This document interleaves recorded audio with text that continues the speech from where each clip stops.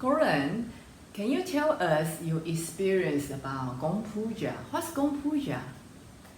What is Gong Puja? What's my experience of them? I've experienced quite a few Gong Puja in my time, actually. Let's just break the term down. It's something that was kind of invented by my teacher, your teacher, Don Conroe. Yeah. Some years ago. He's a master at bringing in different traditions into the Gong player's orbit, and he certainly did with this. He's taken the notion of the puja, which is it's a Hindu term, isn't it? We were talking about it earlier.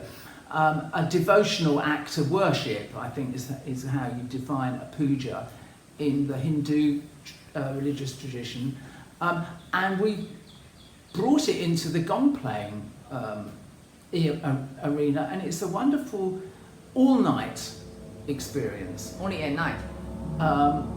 Traditionally, in my experience, in retreat contexts. So when I was training on 10-day retreats, this typically long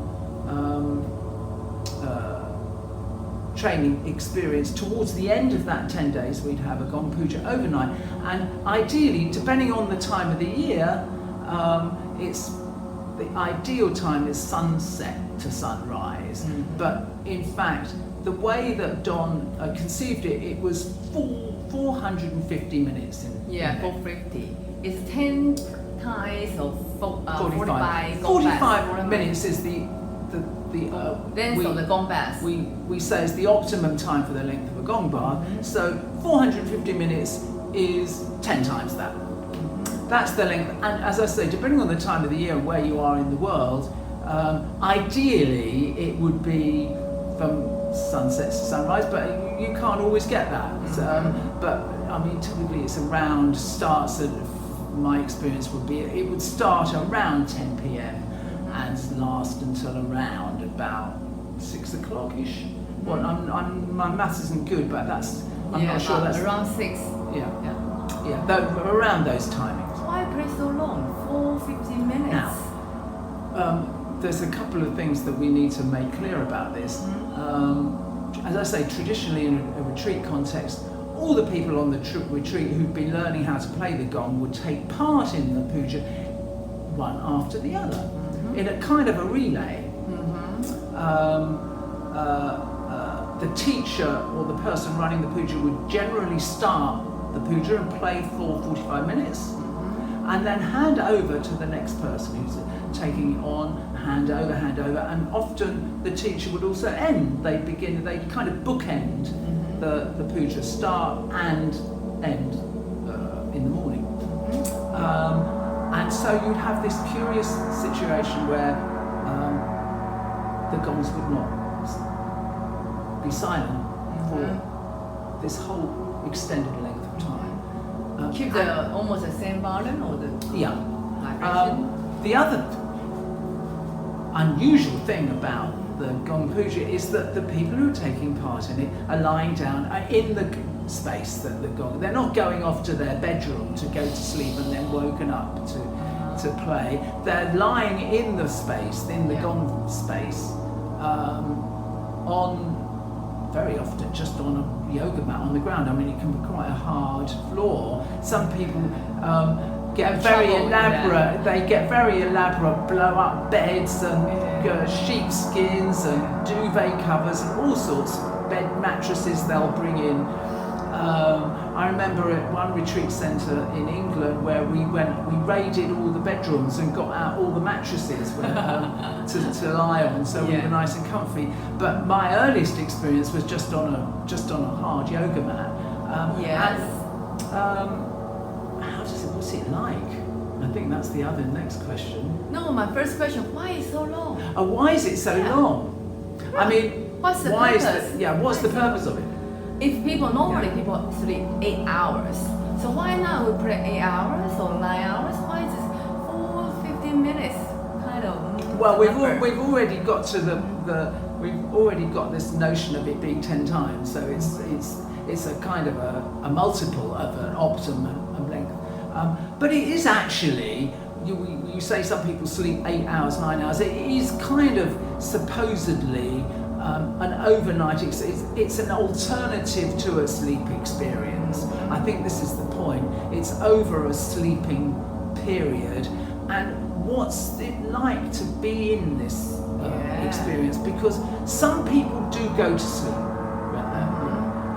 And they like it. That's what they like to do. They like to come and play early in the rota, close to the start of the puja, and then go to sleep. Now you can do that, and it's a very pleasant, relaxing, deep sleep experience you're likely to have. But it's from my experience, it's fantastic to be in this state. You know that state where you're on the edge of sleep, but you're not half sleep. Kind of a half sleep, half dreaming. That very often you're in this kind of